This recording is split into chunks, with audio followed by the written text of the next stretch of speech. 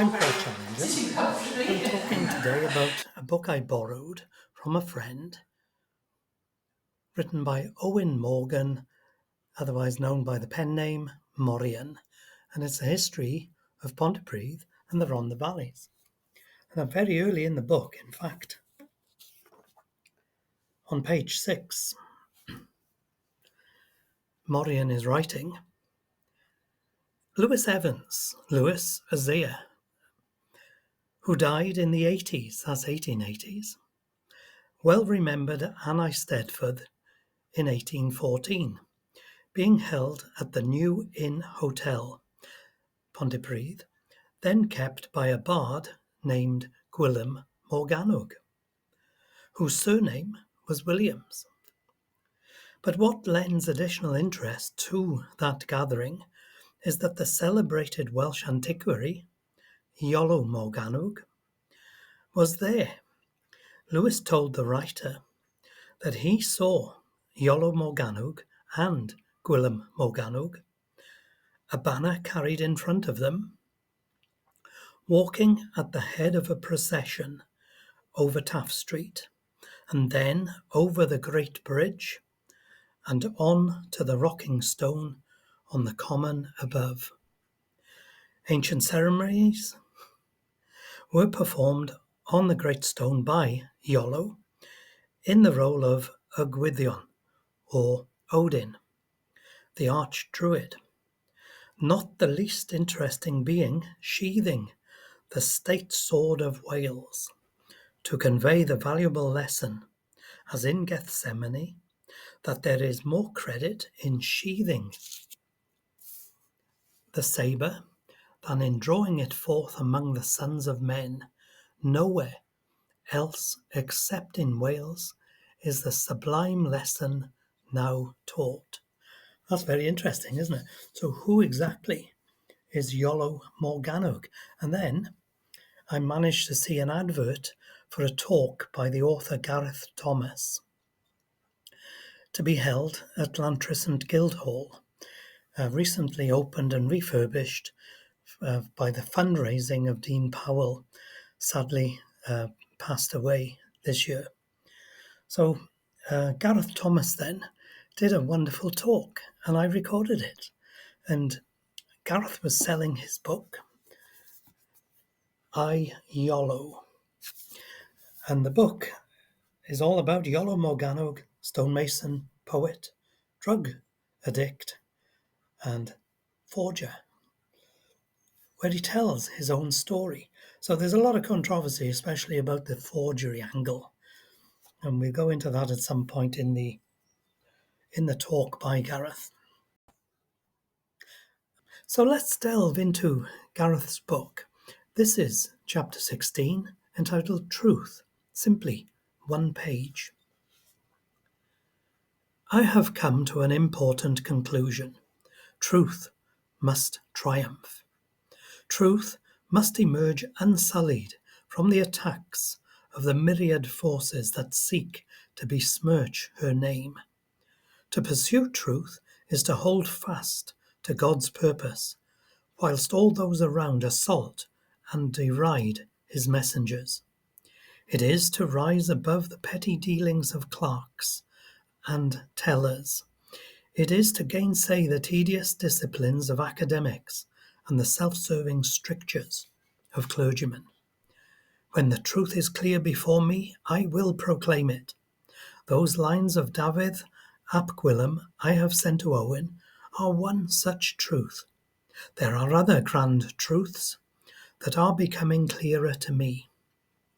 Truths which will be ridiculed and disregarded by the clerks, clergy, and academics who seek to frustrate me at every turn, who cannot see past the pettifogging detail of the tedious present. For the sake of my country, my vale, my family, I have to find the means of building a greater truth which reflects the glory of the past and projects it into the future. The truth must inspire my countrymen to greater acts. Truth against the world. And we could add there, heddwch. peace. So Gareth's talk I found to be incredibly interesting and fascinating. Who is Gareth?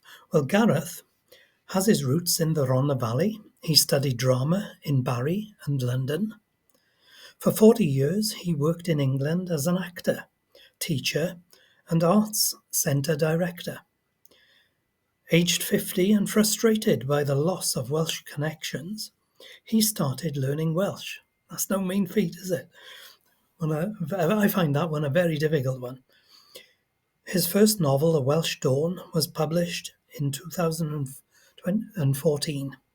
He now lives in St Hilary, near Cowbridge in the Vale of Glamorgan. So, over to you, Gareth.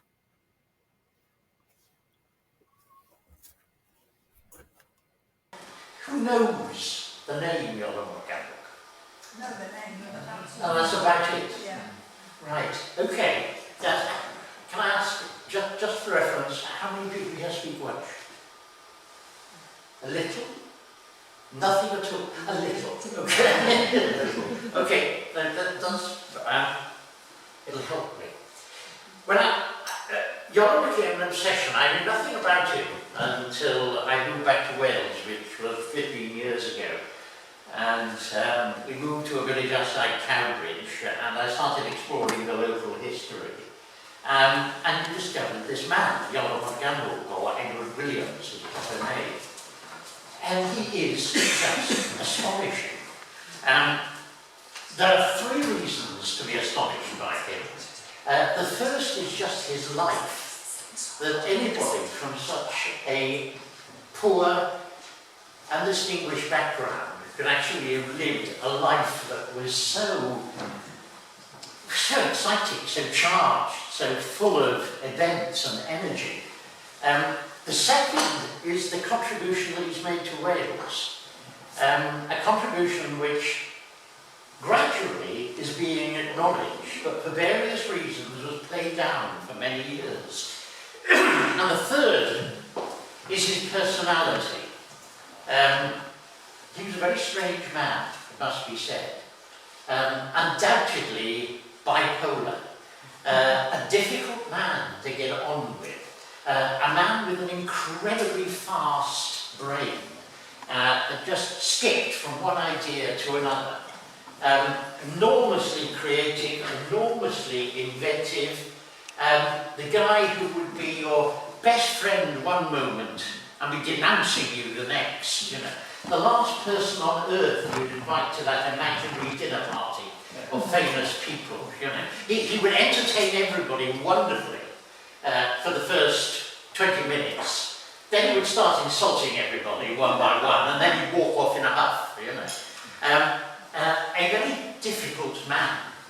He was described by Geraint Jenkins, Professor Geraint Jenkins, who is a real historian. I'm not. I'm a novelist who steals the ideas of real historians. You know. But Geraint Jenkins described him as the most interesting man in Welsh history. I can't do all of Iolo, so what I'm going to do tonight is a brief rundown of his life, which is enough, believe me. And if I've got time, some bits at the end about why he's important to Wales, and even to Wales today, and how there are things which you're not aware of, which actually wouldn't exist if it hadn't been for him. His real name was Edward Williams. Yeah, Iolo is a Bardic name. He was born 1747 in Pennon, which is a little, you can't even call it a hamlet. It's one farm and two houses at the side of the road, just outside Llancarva. He lived there for, he was born, to Anne Matthew and Edward Williams, his father. He was the eldest of four brothers, and they were all at different times stonemasons. That is a photo of the original cottage where he was born before it was almost completely demolished and a new house built on the site. That is the back view of the head of Vaughan who did the unveiling for us of a plaque on the wall, and the little leaflet that you have. The oblong leaflet was produced at the same time to explain to people why Edward Williams was important. Now, a little bit about his family. Mothers can have an awful lot to answer for. And Iolo's mother, Edward Williams' mother, certainly did. Her name was Anne Matthews. She actually was born into a well-to-do family from Christchurch. Well, that raised an interest. You knew that? No, I didn't, but my childhood home was Iolo, and we have met before in Cambridge Library. Right. My childhood home. Hello, again. And my mum was from Christchurch, so there's a connection. That's amazing, isn't it? You're so well connected. Yeah. I didn't realise his mother was from Christchurch. Well, the family had rather a fine house in Christchurch. They kept horses, they had servants. He even, her father indulged himself in the gentlemanly habit of the 18th century of inviting paid bards into the house to write a poem in his honour and sing his praises. And it was the upbringing of a gentlewoman. Unfortunately, he died when she was still quite young, leaving behind very little apart from debt. So much so that she had to be transferred as a young woman to be cared for by a different branch of the family, the Sayes family. Now this was hardly coming down in the world. The Sayes family lived in Bollerton Castle, where she was brought up with all the refinements that would be assumed for a young woman of breeding. I mean, she learned all the skills of sewing and embroidery and music. She learned to read, she learned to write, she learned to paint. She had everything that one could need apart, that is, from a dowry. So she had to marry below her status. In the home, though, when she married Iolo's father, Edward, I mean, he was a stonemason, a tradesman. This was way below her education, her level in society. She married below herself. But in that little cottage, there were extraordinary things like books, which may seem not particularly odd now, but you're talking about the 18th century. Books were handmade, hand-printed, enormously expensive. And to have a household that had copies of Paradise Lost, and copies, believe it or not, of the Tatler. The Tatler in those days, does a Tatler still exist? I don't think so. No, it doesn't, but it used to. It used to be a sort of upper-class horse and hound type. Yeah. And in these days, it was a literary magazine. And she made sure that Edward, her eldest son, who was her favourite, learnt to read Milton, learnt to recite Milton, learnt Shakespeare, became educated in the ways of English literature, but also, because she was well brought up in Christchurch with the connection, that he learnt Cymric, that he learnt the most advanced metrical forms of Welsh poetry. Now, I don't know if you're familiar with Cymric. I won't explain it, that will take the rest of the night, but it does involve a very complicated set of rules, which is all you need to remember. The results are beautiful, but it's immensely difficult. I have never successfully written a line of Cymric which is worth reading. I managed to write a few that conform to the rules, but I wouldn't actually allow anyone to read them. But he became an expert. He was taught by his mother and by a series of other bards and scholars of her acquaintance. He never went to school. never went to a university. He's often described as entirely self-taught, which is not quite true, really. He was taught by some very distinguished people. One of the most influential was John Walters.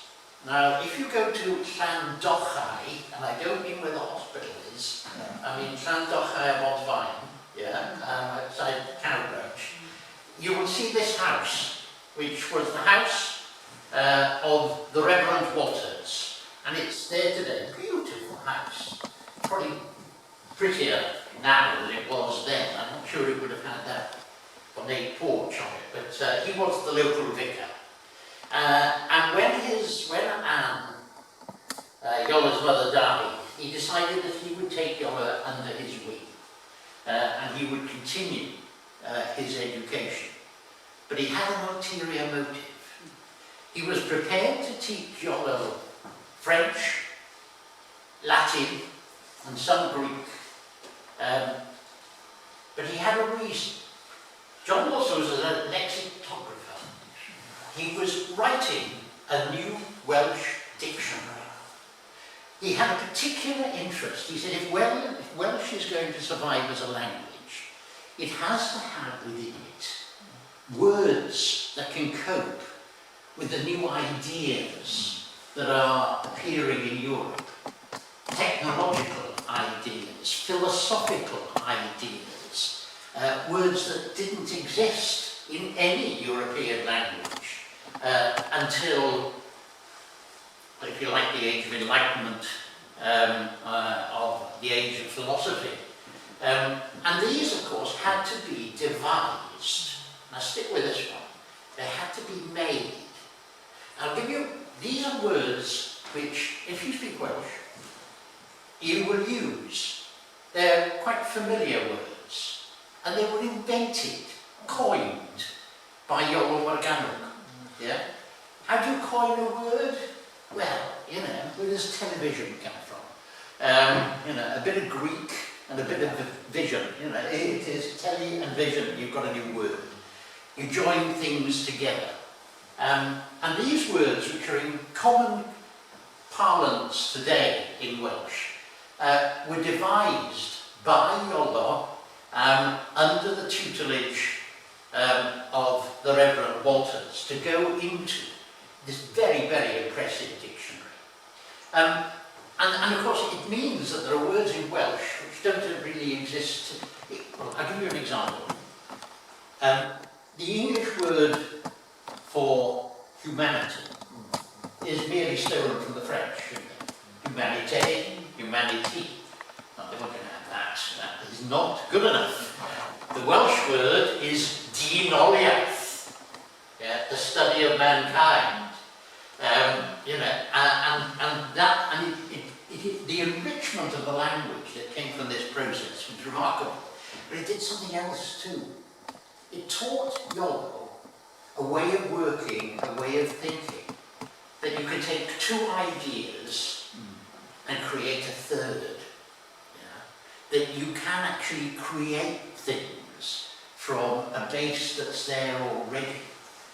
And that became one of the main mechanisms of his life. I put this is a cue, I won't do the quiz. This is something that I use when I've got a room full of Welsh speakers. Not all the words that he invented caught on. Anghyfectwyn edigaetholion. I haven't got a clue what it means. I don't think anybody else, well, I'm going to guess it, but it takes about a quarter of an hour to work it out. But it was a word that they devised for people moving into the lowland areas from the upland areas, which, to put it mildly, didn't get into popular currents. Other things about Iolo. He was a very keen dancer. Loved dancing. One of the reasons that he came to hate the Methodists so much in later life was the way in which they actually suppressed dancing, suppressed people enjoying themselves. In my book, which of course is available here later on, we do give I do describe one of these sessions in the Mabsant. Now the Mabsant marked the Saints' Day celebration, was very much a Glamorgan tradition. All the villages in Glamorgan used to have a Mabsant. And originally it was probably quite a quiet religious service followed by tea with the vicar. As time went on, it became a weekend and it became great fun.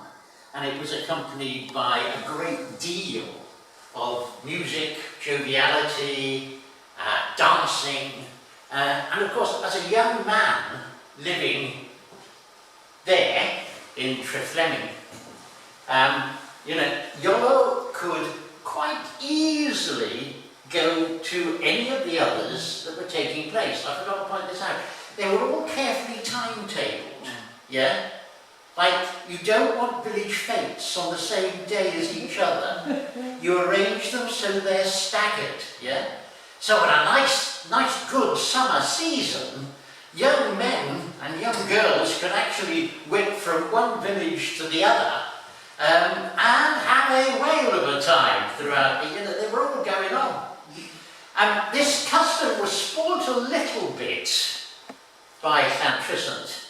The Mabsant in Llantrisant developed a very bad name because it also developed into cockfighting and of course bull baiting and the bull ring in Llantrisant, and the Cowbridge one, believe it or not, developed a bad name for various other reasons to do with loose women and booze. And he wasn't allowed to go there. Cowbridge, though, provided him with another platform. He was an entertainer. Iolo just loved performing. Give him a room full of people, and he would be away.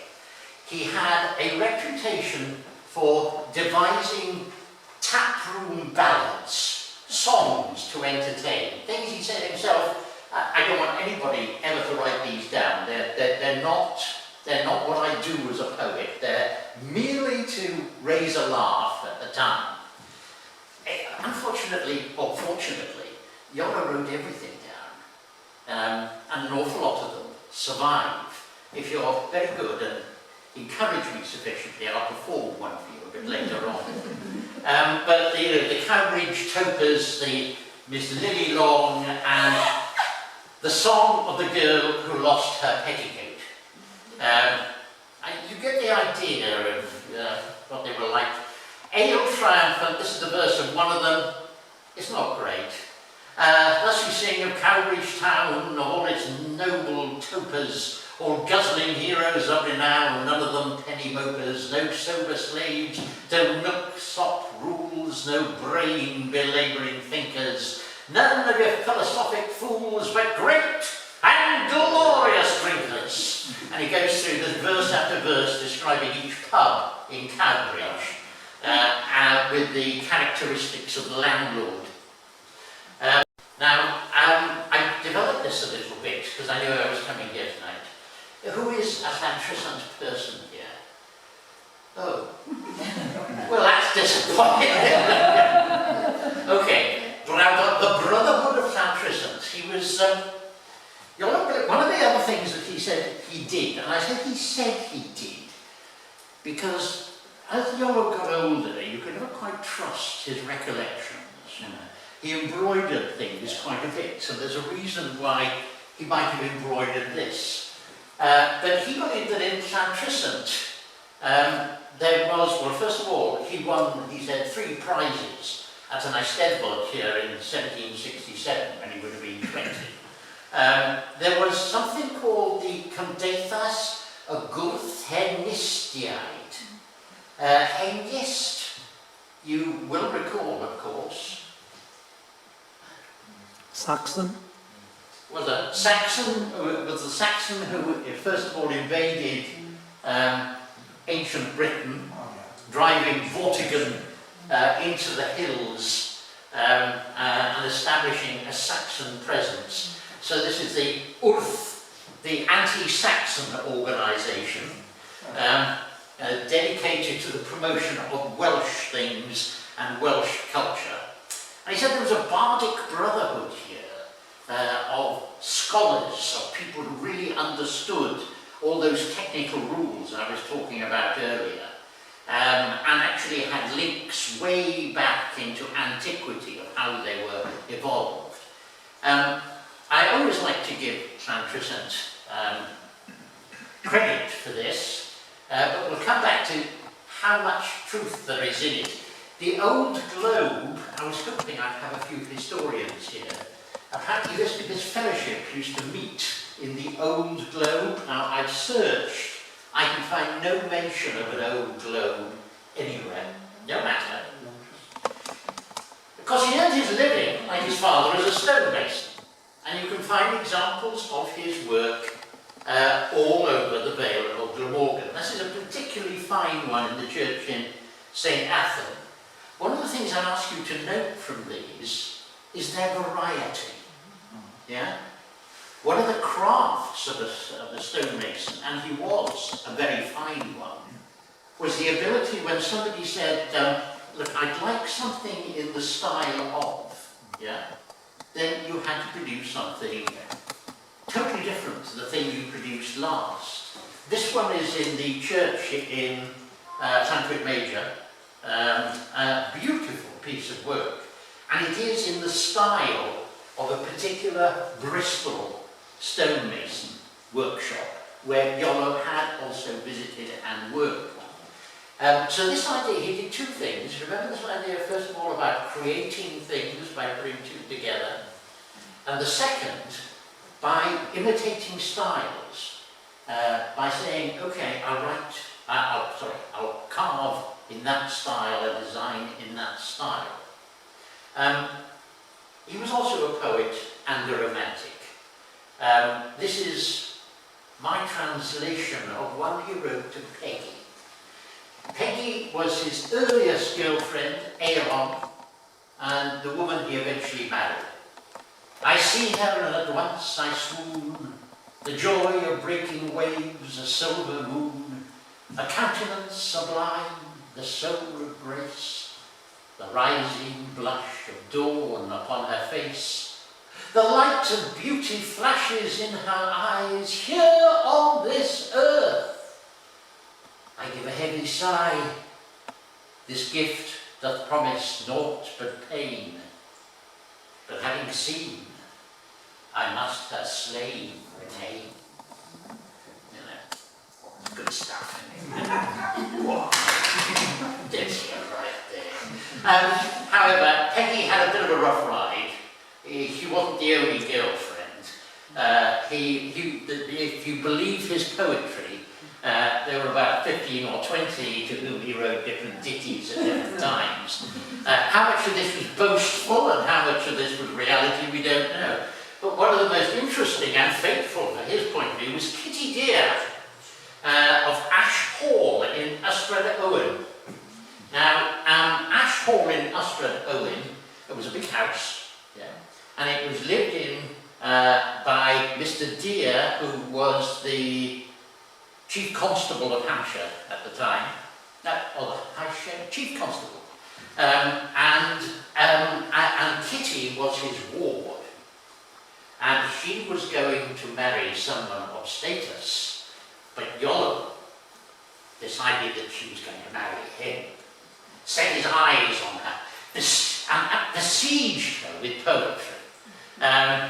Relentlessly, he climbed over the wall of the house to deliver them, and got savaged by dogs. It's all in the book, if you want to read about it. And in the end, oh yes, that's right, he described her as Hael Awen a Seren Serch, the sun of inspiration and the star of love. She married somebody else. And Mr. Deer brought out a legal action against Iolo to desist and not to go anywhere near the house, which of course he broke. And as was his way, he stood up in the bear on the table with a pint in his hand and a totally slanderous verse against Mr. Deer and how he was destroying the true love of his life. The result was that he was pursued by the law. He was already in debt by this time, and he had to flee. He ran away. Now, where do Welsh boys run away to? Mum. Where? Mother still around? Mum?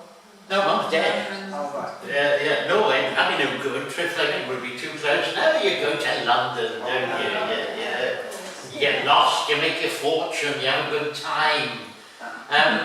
When he got to London, he earned his living as a stonemason for a time, working on the old Westminster Bridge. That is the old Westminster Bridge, which was built, amazingly, without foundations, which meant that it was like a job employment scheme for stonemasons, because they kept falling down and having to be rebuilt. At this time, he does account that he had difficulty finding his feet amongst the other masons who were very anti-Welsh. They didn't like these people coming in, and there was this sort of immigrant thing, you know, coming over here, taking our jobs, chatting up our women. We're not having it. But he ingratiated himself by writing bawdy ballads with them, which they adored. And the Stonecutter's song is, well, I try and classify my presentations into sort of schools, Women Institute and Rugby Club. The Stonecutter's song is definitely the Rugby Club. It's written for all the boys together having a good time and being very bawdy. We'll take a show of hands at the end whether you want me to perform it. The other thing he did, which was far more respectable, was attend and enchant the Gwyneddigion. Now, who on earth are they? At this point, end of the 18th century, the only collection of moneyed Welsh people with an interest in Welsh culture and preserving it were in London. The London Welsh. The London Welsh have always been extremely important, but never more so than on this occasion. This man, Owen Jones, a merchant in skins and furs, made a packet, became one of Iolo's chief sponsors. Now, in the Bull Inn in Walbrook, in the city of London, Iolo was once more performing.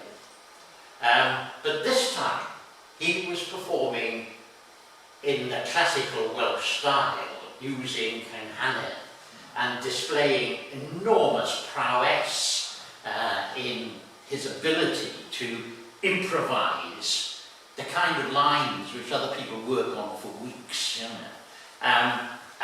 Most of them, too, again, bawdy. Now, this is something to do with the time, I have to say, but he was much in favour.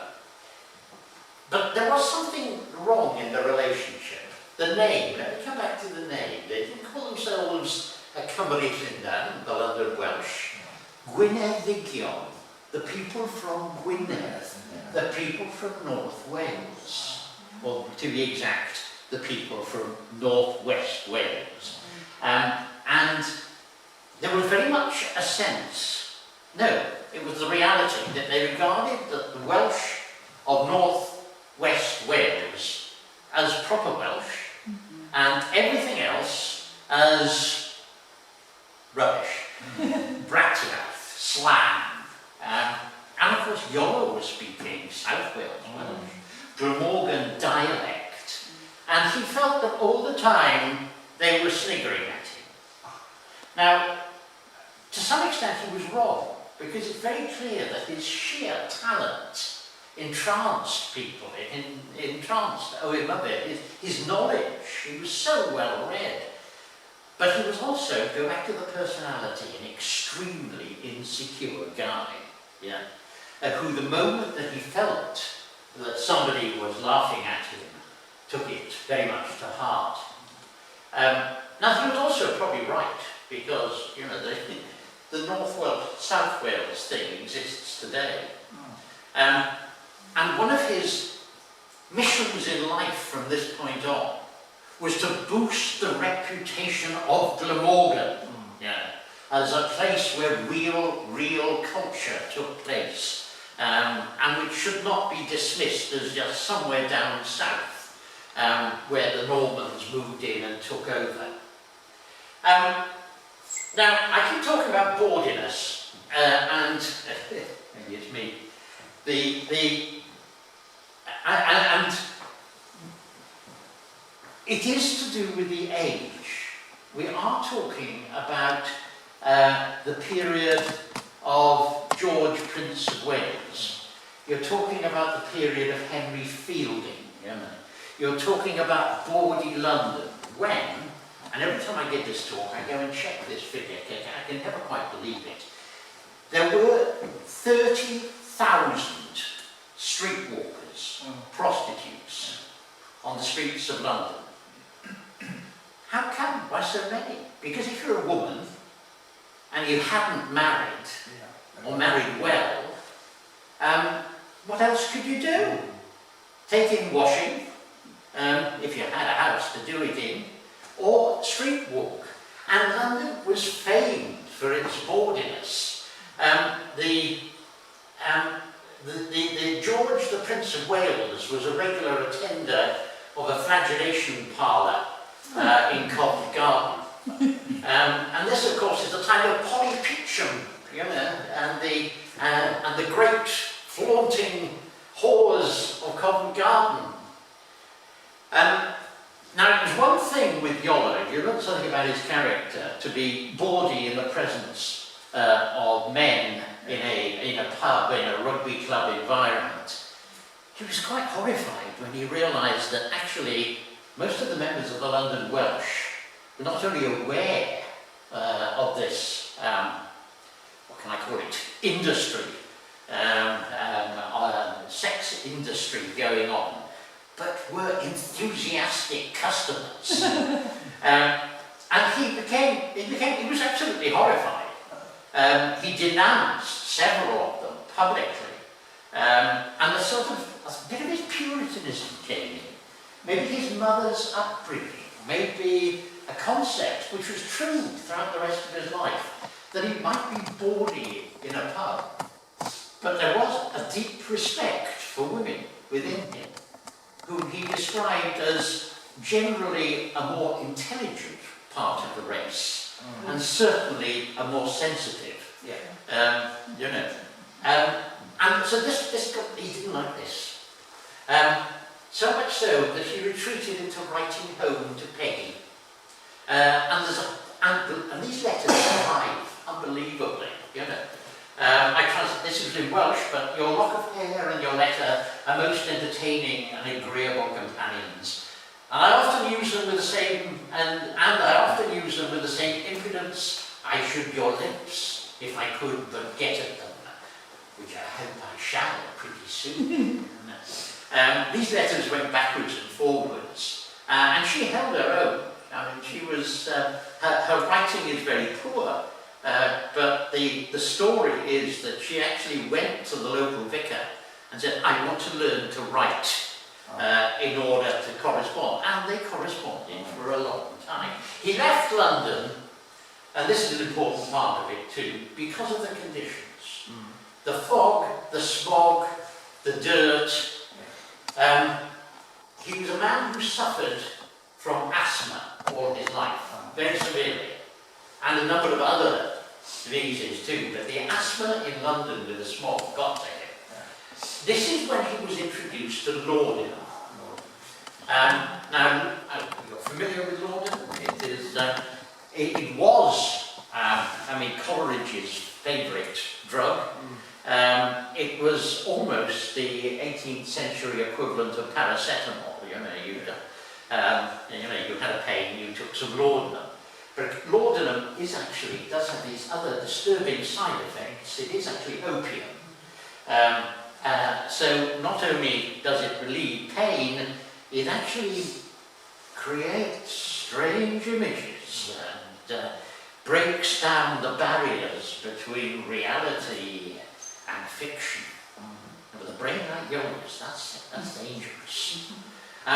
He quits what he called the tinsel charm, the silly city's malignant sneer, the coxcomb's hissing cry. He wants to go back, but he can't, so he has to go to Kent. They're still after him in Cowbridge. If he goes back, he'll be clapped into jail. He has a miserable time in Kent. I won't dwell on that. And in 1777, the lawyer who is persecuting him falls off a horse and breaks his neck, and Iolo can go home. He comes back to Glamorgan, and for a time he really tries to make a go of it.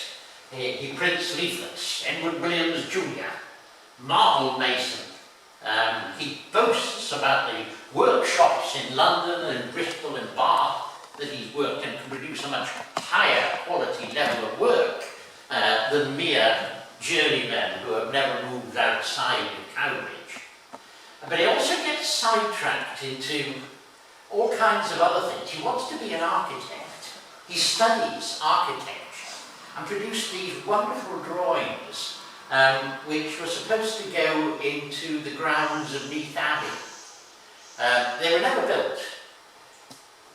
He married Peggy Roberts, age 31, and he at the time, age 32. Now that is actually quite old, yeah, especially for Peggy, which does suggest that she waited for him. What a silly woman. If you read my book, one of the standard reactions that you get from it at the end, people sort of say, oh, poor Peggy. You know, of all the men to marry, really. But he described as her that from my childhood I dearly loved. My wife is frugal and careful and has a literary, even a philosophic turn. And in fact, when in the letters sent backwards and forwards later on, the second time in London, she herself breaks into verse. It's not great, but you know, she does do it. This I'm very fond of. Robert Rees was Peggy's father. He died just before they were married, 6 months before they were married. And Iolo carved this, which when I said, you know, what you do is to imitate styles. If he had his own style, this would be it. Slightly flowery, country stonemason. It's absolutely beautiful. It's on the floor in the church, in the church of St. Mary Church, San Via, in the tower, which I think at the moment is still shut because the roof's falling in. But it is a beautiful piece of work, and if they get it fixed again, I do urge you to go and see it. They had 4 children, Peggy, or rather Margaret, Peggy, Anne, Nancy, Elizabeth, and Taliesin, the younger one. He wrote copiously and developed this strange obsession with David ap Gwilym. He read David ap... No, sorry, do you know who David ap Gwilym is? Right. Welsh medieval, yeah. I mean, the generally reckoned to be, well, no, universally acclaimed as the finest medieval Welsh poet. Somebody who is on the, you know, the Welsh Lope de Vega or Shakespeare. A man of enormous sort of cleverness and quality, who also wrote bawdy pieces, I have to say, but there you are. Now, Iolo associated himself with David. He felt a mental kinship, a oneness. He wrote in the style of David ap Gwilym, not in the style so much as almost believing that he was hearing David ap Gwilym, that David was speaking into his ear. and he was writing it down. And he did this quite independently, not publishing them. Did it because there was something going on in his head at that point. And that gap, that wall between reality and fantasy was breaking down somewhat.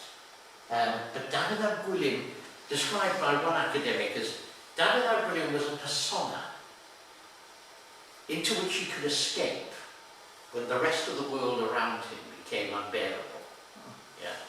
If you can't manage what's going on out here, become somebody else. During this time he became an inveterate collector, antiquarian. Somebody mentioned earlier the Samson stone in the church in Llanystin, which he discovered by going through the old paperwork. And if you haven't been to the Galilee Chapel in Llanystin and Llanfric Major, I urge you to do so. It is a beautiful, beautiful building with these ancient stones of Iolo's discovery there. He was a musician, he played the flute, and a collector. He went around collecting folk songs in a time before folk songs were appreciated by anybody. You know, why would you collect a folk song? That's just what peasants play. When I talk about, what Iolo did for us, one of the things is if I start singing a line, I hope you'll be able to join in with me. Vis yn fach gan i'r ffôl, byw yn ôl, yn fancy. That was a hard word. Sure, you fail at it. No, we won't try it. He wrote that down. He discovered that. And maybe improved the words a little bit, which is what he did. He collected manuscripts. He went around the big houses of Wales, which of course is what travelling stonemasons do. Stonemasons can't just work in their own village. They have to go to people who have major buildings. And of course many of these buildings had splendid libraries. Perhaps the most important, Hengut, the Vordens near Dolgelly. The original Harryborn had a magnificent collection of manuscripts, and we talk manuscripts now. These are not books, they're not printed. They're handwritten copies of an age before printing. And these, of course, his son took very little interest in, and his grandson even less. So the only people who seem interested in them were the mice and the mould. So Iolo did us another service. After he'd been working there for a few days, he asked permission to go into the library for a day and copy them. And many of our medieval works would not survive today if it hadn't been for Iolo copying them down. There's one reservation, and one of the reasons that people criticise him, because when he wrote them down, if he thought, I can improve on that, I think that's a bit awkward. Actually, I've got an idea here. When I put in a double line here, So what they got, and this is what academics complain about, is that in his copies they can't tell what's Iolo and what's original, which if you're an academic is a pain in the neck. As far as Iolo was concerned, he was just improving them. Polarisation, that wasn't it? Sorry? Polarisation.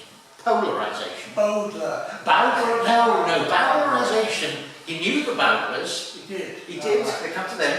Sorry, this could go on all night. I've got to be careful. The Bowdlerisation is taking out the dirty bits. Yeah? This is what the Bowdlerised version of Shakespeare took out all the sex and violence. Yeah, that's right. So leaving a very slim volume indeed. He was also a spinner of tales. He loved telling stories. Usually, like all these things, there was a bit of a base to them, a bit of truth. Sometimes, though, they spun out of control.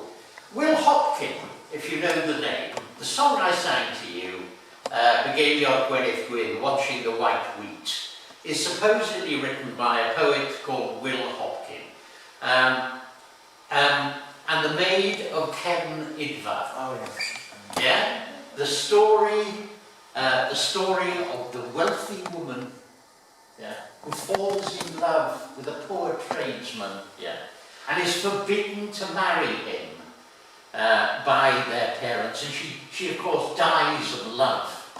And you know, and this story, hang on, have you heard this before? This is, of course, his mother, isn't it? Yeah, who has to marry somebody below his status. This is Kitty Dear, where he complained that, you know, we have a pure love, but we're not allowed to be united. And you get this story then reappearing, based around this song, which he's discovered and written down. Now, we're now in a state where the academics are fairly certain that Will Hopkin never wrote a line. You know, this is Iolo weaving a story. He knew that if you wanted a song to gain real currency, have a backstory on it. You know, do you know the story behind this song? Oh, it's great. Time, I must be careful. Old Beaupre? Oh, Booper. They call it Booper locally, yeah. Well, Booper. It's Beaupre, Yeah. you're right. Booper's what is it? Yeah, that's a Welsh word for Booper. Beaupre, the Norman French, the beautiful field. There's amazing frontage to it. Now, nobody quite knows the truth, but Iolo had a wonderful, wonderful tale of two brothers who fell in love with the same girl, and one of them broke his heart and went off to Italy where he learned to carve and came back. It's all a load of complete cobblers. But about 8 years ago, we lived in an old house in St. Hilary, and I employed, a guy came along, a local Glamorgan stonemason, and he told me this story. Yeah, and I said, you know that story is a bit dodgy, don't you? God, he was angry. He said, what are you doing? You're telling me? You know, my father was a stonemason, his father was a stonemason, and you're telling me what's right and what's wrong. He said, I can tell you the quarry that stone was mined in. So these inventions, they become part of us. You know, if you say Begeiliog Gwyneth Gwyn is not, I mean, you can't think of a song that is deeper into Welsh folk consciousness than that. As a businessman, he was completely unsuccessful. He had many talents in life. Business was not one of them. Peggy had a small dowry, which he, I'm afraid, lost very quickly. He opened workshops in Llandaff and in Bath, but he was so busy just sort of researching antiquarian things, and he was, again, the same, he was never there. He had an idea that tea was the new thing. He was right, of course, it did catch on. And he tried his hand as a tea merchant, and he even bought a boat, yeah, the Lion, with which he traded between Aberthaw and the West Country. Yeah? It sank on its second outing, and Iolo got wet feet. The result of this was he ended up in debtor's prison, yeah, in Cardiff. Spent a year in debtor's prison in Cardiff. And that was the time when Peggy really came into her own. She nursed him, she looked after him, she visited him all the time, walking all the way from Flemingston into Cardiff, no other way, you know. And it was actually, you know, debtor's prisons are different to normal prisons, yeah? You had to pay for your upkeep and that kind of thing. And it was in the debtor's prison that Taliesin, his son, was conceived. In fact, towards the end of his time in jail, Peggy was in an advanced state of pregnancy. She was 8 months. And the keeper refused to let her stay the night on the grounds that he was worried that she might deliver, and he didn't want to be held responsible for anything that might go wrong. Yeah? And so in her stays, it is recorded, she was thrown out of the prison to walk all the way back to Flemington in the dark, in the cold, and in the rain. Poor Peggy had a rough life. In her attempt to look after him, of course, she fed him, because it was damp in the prison, she fed him more laudanum. Yeah. Laudanum. Those who know the physic garden in Cambridge will know this verse by him, which is on a plaque just inside. Thy faithful friend, in all my grief, in thy soft arms I find relief. In thee forget my woes, unfeeling waste my wintry day, and pass with thee the night away, reclined in soft repose. He'd also got the mind going. Now, I mentioned that in Llantrysnant, that time back, he was concerned with devising and revising rules of Canhaneb. He kept working on that all this time, but it was in jail, in prison during that year, that he wrote an amazing work, which I could have brought a copy with me to wave at you. The Secrets of the Bards of the Isle of Britain. Yeah. Which is an amazing book. It first of all makes the case that there's a much better set of Canhaneb rules, which are actually originated in Glamorgan, and originated in Glamorgan many centuries before him. Yeah. How do you prove it? Because, well, you produce the work of bards from 100 years ago, 200 years before, 300 years ago, all of which are devised in Iolo's brain. He forges a whole literary tradition going back centuries, using the names of long-dead poets whose work was either lost or there wasn't much of it in the first place, you know, and building up whole collections for them, which is published together with this idea of bardism, which I'll come to later on. I'm going to skip because I'm really going to run out of time. He did a lot of work, politics locally, but his big chance came, as they saw it, with this man. Robbie Burns, the idea of a workman poet. Why couldn't he, as a tradesman, be the Welsh Robbie Burns? And he went back to London. He stayed in London this time for a long period and wrote his poems, lyrical and pastoral. Now he went to London having written half of them, but then something went wrong. First of all, he had to raise the money. And I love this. The method by which you did it in those days was the subscription method. Yeah? In other words, before the book was printed and sold, you went round, a lot of people, and said, will you buy my book? Will you? No, all right. Will you buy my book?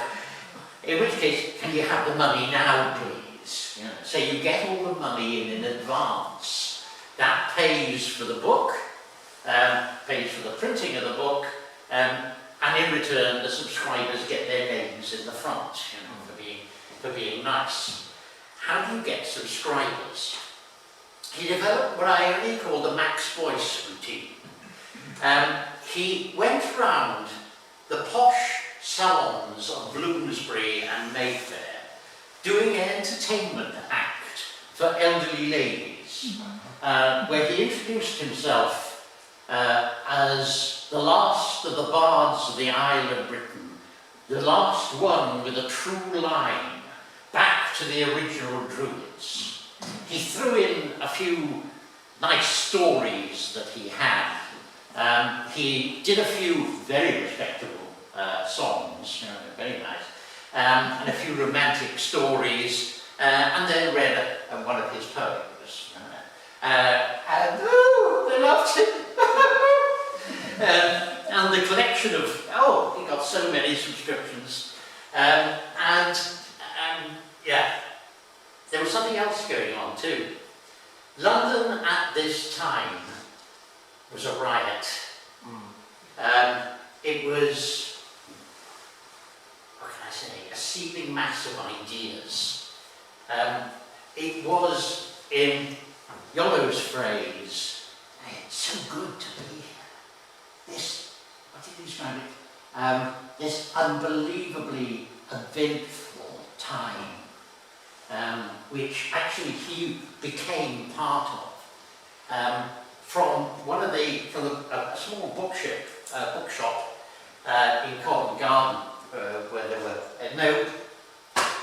in St Paul's graveyard, he met and talked with, and many of them were subscribers, people like Tom Paine, the revolutionary, Joseph Priestley.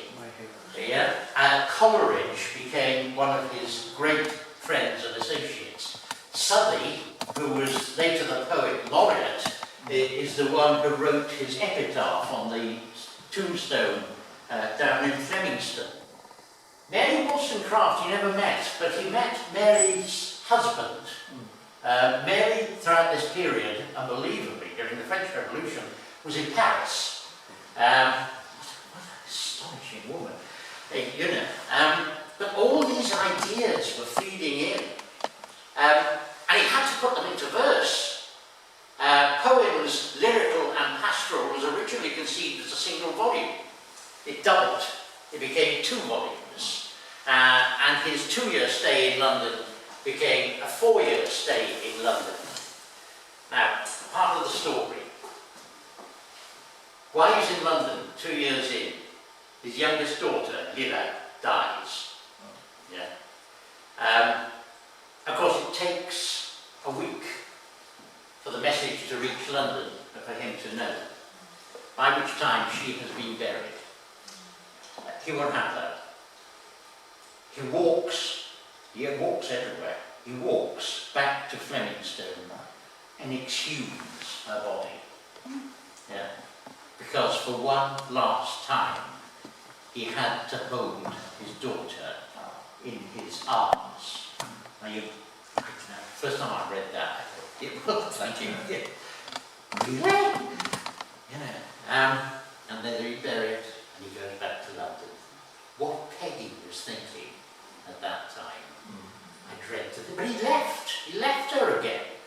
I went back to London to continue a campaign, a political campaign against kingship. Now, London was just aflame at this time. Big fears of a French invasion. Fears that there would be a rebellion against the king. The royal proclamation against sedition. After the execution of Louis, the war with France, it was a very dangerous place to actually preach republicanism, and certainly not the peace movement. And in 1792, Iolo does something quite extraordinary.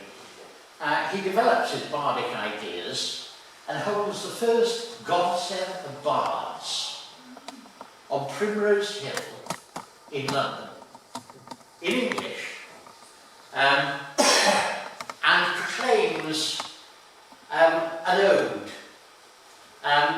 which is a politely disguised piece of revolutionary material. Detesting now the craft of king, man from his hand the weapon flings, hide it in whelming deeps afar, and learns no more the craft of war. I mean, this during the war with France, and he got away with it. people said, what is this? What are they doing? What are they doing? Dressed up like this, going out with a big sword and all the rest of it, you know.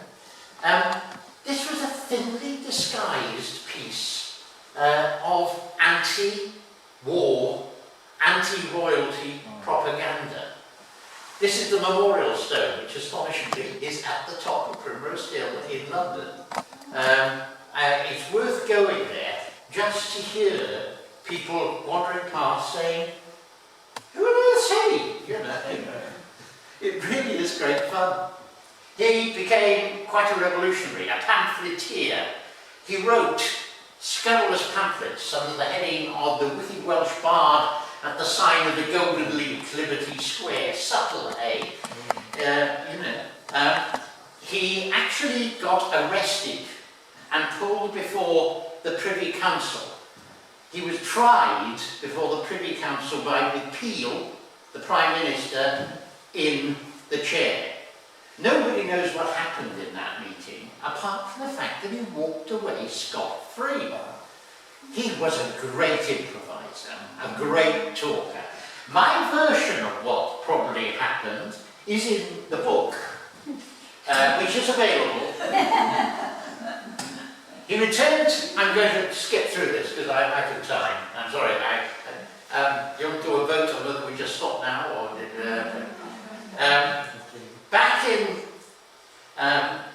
in South Wales, he continues to hold his Bardic assemblies, now in Welsh, until the authorities twig and say, hang on, you're pulling the wool, aren't you? You're having us on.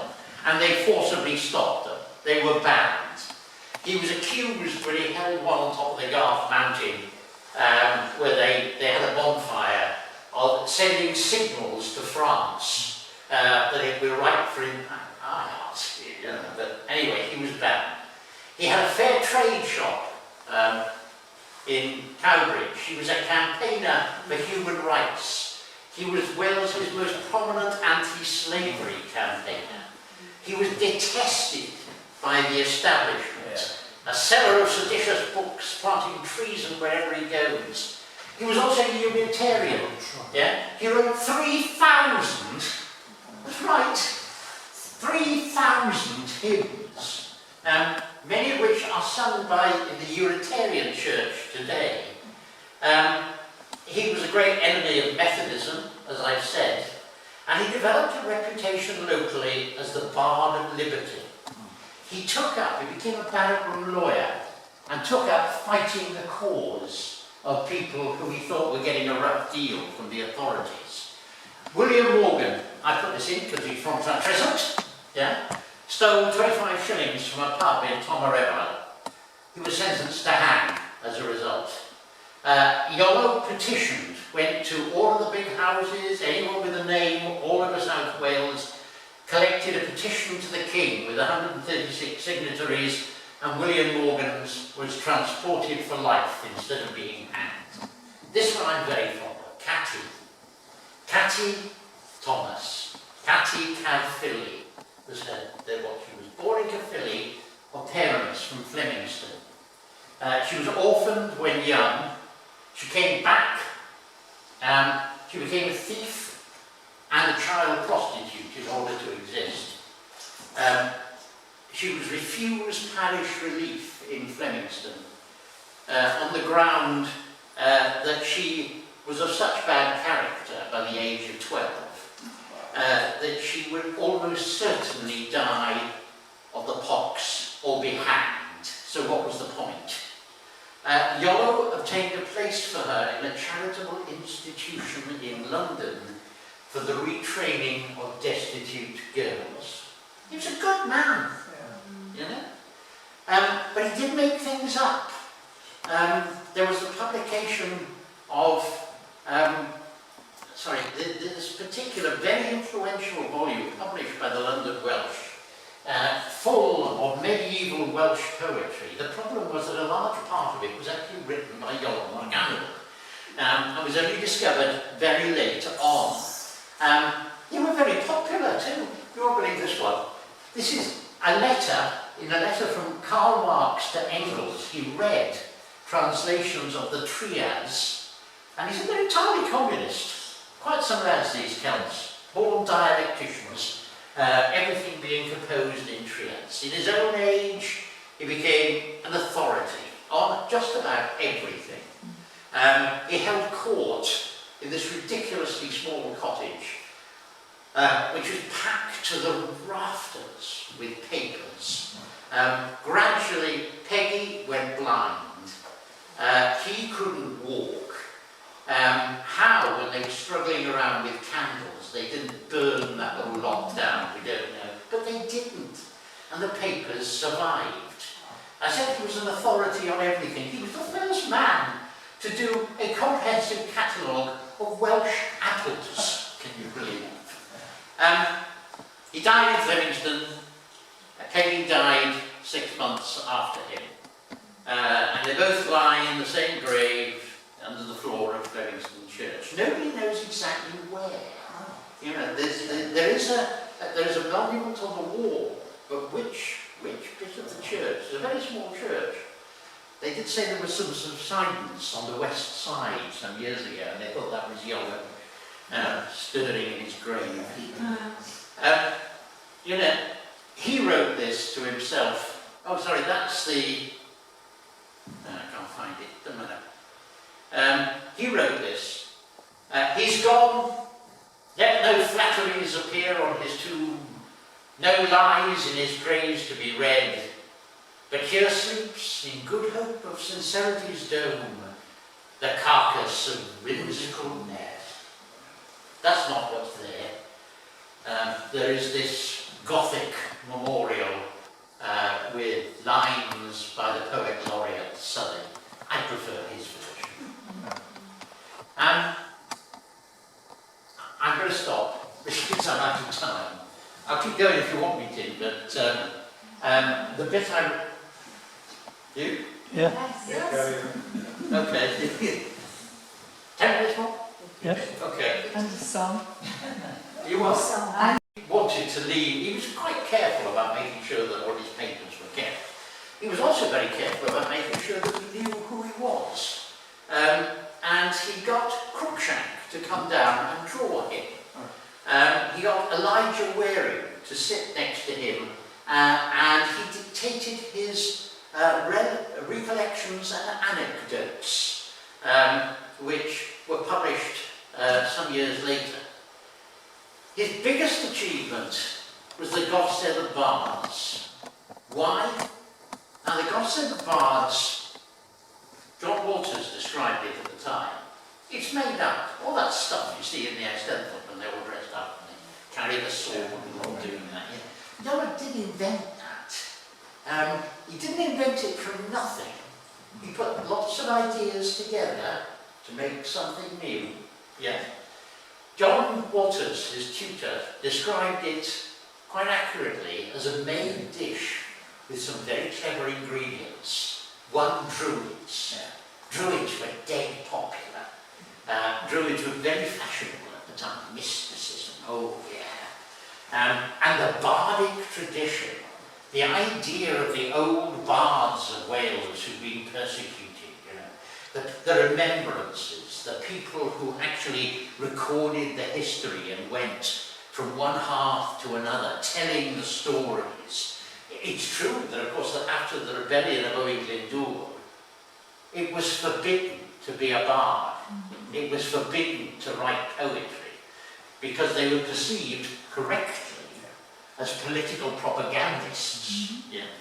And the Bardic tradition, this famous painting, which is in the National Museum in Cardiff, beautiful painting of the bard fleeing the destruction wrought by Edward I, you know. So good nice element, the Bardic tradition is all in there. It's Welsh, of course, you know, the language which is under threat, so that appeals to a lot of people. Then you put in this idea that Wales is an heir to an ancient and universal theology, something very pure, actually quite close to Unitarianism if you look closely, but you know, something which goes back historically way into the past, something much richer and deeper than anything the English have to offer, something which makes Wales ancient and enormously respectable. The peace element. Bear in mind, you know, when they pull that big sword out at the Eisteddfod, what's going on? What you have is a peace movement celebration. Is there peace? Yes, there is. Oes heddwch. Yeah? We don't know it, but this thing is full of politics. It's a celebration of internationalism. It's a celebration of international brotherhood, of peacefulness, of equality, yeah? Common humanity, truth and liberty. In fact, something pretty close to the values of the French Revolution. So what he devised was a made dish that appealed to so many people. It appealed to the Welsh politically, it appealed to their religious sense, it appealed to their sense of mysticism. Yeah, it was a winner. And the Eisteddfod became a hugely important part. He said this: strong traits of national character derive their existence from the genius and influence of national institutions. And the point was that Wales had no national institutions. From the death of, or the end of Owain Glyndŵr, until Iolo's time, there were no, Wales didn't exist, officially, in any kind of way, in any format. The Goths and the Bards turned what was a poetry competition, which is what the Eisteddfod was, yeah? It wasn't even a public poetry competition, it was a private one, into something which became a movable capital city of Wales. It didn't just deal with poetry. You go to the Eisteddfod, you get the science tent, you get the churches tent, you get the... It's a place where people go even today to launch new ideas and movements or new publications and magazines, where the Welsh got together and had ideas and fought them out. And from there, arguably, you could say came something that Iolo campaigned for, the National Library, the universities, the museums. I'm quite fond of the Kingston farmhouse. You could say that came from there. The floor in there, some beaten soil floor with lime, is made to a recipe recorded by Iolo Morganwg of what happened in the farmhouses of Glamorgan. And the other thing he did, 1847, I'm good to history, what happened there? 1847, the treason of the Blue Books.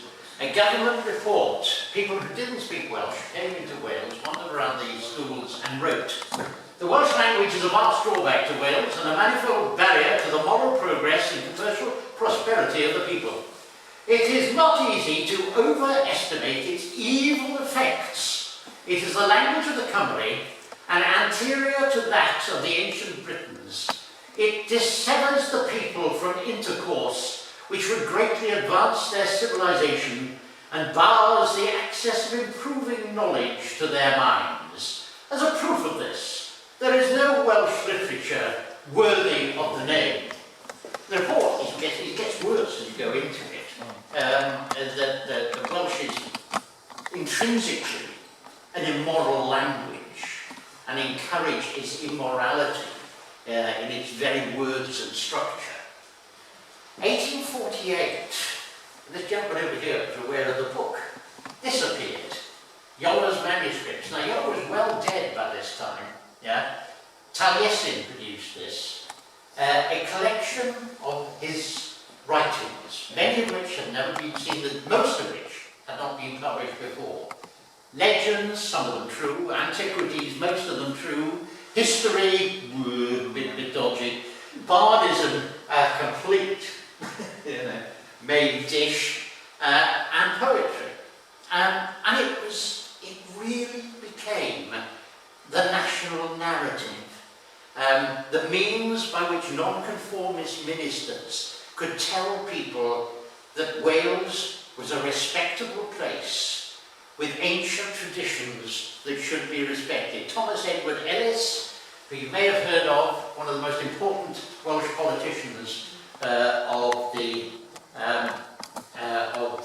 early 20th century, described it as a means of convincing sceptical English friends of the vitality of Cymric language and literature. In other words, his writing was the means by which all of that stuff about Welsh being barbaric, the language being barbaric and the people, could be denied, could be argued against, and argued against very convincingly with the success of the Eisteddfod. So there you have my summary of what Iolo has done for us.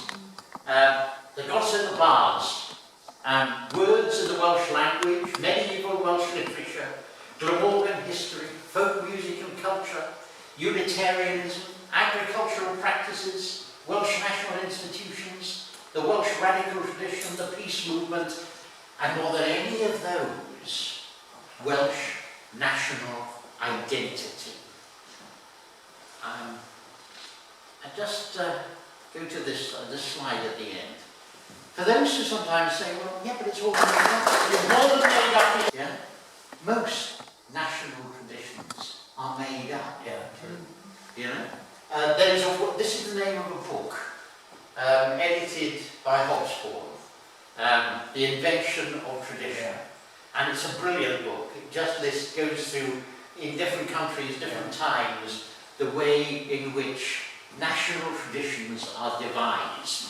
Just some example, Vercingetorix in France, invented by Napoleon III as a symbol of all things French. He never spoke French. King Arthur, the round table in Winchester, and you know, the reinvention of King Arthur in Tennyson as this perfect English, very English gentleman, you know. And what was it? He was fighting against the Saxons. Of course, Rob Roy, all that kiln stuff, you know. I don't want to offend any Scots, you know, but it is all manufactured, it's all made up. So, I think we're entitled to our druids. And thank you, Iolo, for providing them. Thank you. Right, thank you. You see my problem? I mean, that is edited. And what about the song? Oh, you want the song? We want the song. You promised us a song. Those in favour? Yes. I am. What have I got? You sure about this? Okay. This was designed to carry favour in a crowd of men in a balmy night after a few drinks. Please bear that in mind. I apologise in advance. A stonecutter once did in Westminster dwell, who for mirth and good humour did many excel. No lad was more expert with chisel and mallet. He could sing a good song and make a good ballad. This flamer, one day so unlikely would roam, left careless the square of his reason at home. He met a smart doxy, Carrera the fair, so pretty and shapely that none could compare. Her skin, like Carrera, so white and so sleek, the blush of the jasper enamelled her cheek. And now for her eyes, they were fine to be sure, more glossy than agate, more black than the moor. She fine relieved bogies and marble veluti, Corinthian fluting perfected her beauty. The form of Pygmalion had not half the grace, a charm in her person, a bloom in her face. He tried for a kiss on her tender acanthus. She withstood all his most urgent advances. Her cheek promised joy as they blushed a soft hint, but her heart was, alas, twice as hard as a flint. She swore she would never be pierced by his drill. No, no, said the nymph, I'll be hanged if I will. I'll be like a tart and I'm none of that sort, but marry me and then you can do as you ought. To church then they went the next morning contented, and by the old parson together cemented. He bankered her quickly, the lad was no fool, and worked her by Jove with a well-tempered tool. I apologise. The cleverness of working in the stones and the tool for an audience of stonemasons. Brilliant, isn't it? I've got one of them. This is Gwen, no idea who Gwenllian Lloyd was, but she upset him. I said that that if you upset him, you could end up having a song sung against you in the Bear. And Gwenllian Lloyd was a gossip. We know that much about her. Inspired by Satan, Gwen's lies are unbounded, slander and rumour completely unfounded. She clacks, struts and pecks like a gossipy hen. There never was seen such a big mouth as Gwen. Oh, Gwenllian Lloyd, your mouth is gigantic. Your tongue it would stretch across the Atlantic. She chatters all day, then talks in her sleep. Her bladder and falsehoods call angels to weep. And when she knows naught, she resorts to invention. No fiction too vile, no end to deception. Oh, Gwenllian Lloyd, your mouth is gigantic. Your tongue it would reach. Misrepresentations are her stock in trade. Mendacious falsehoods and endless tirades.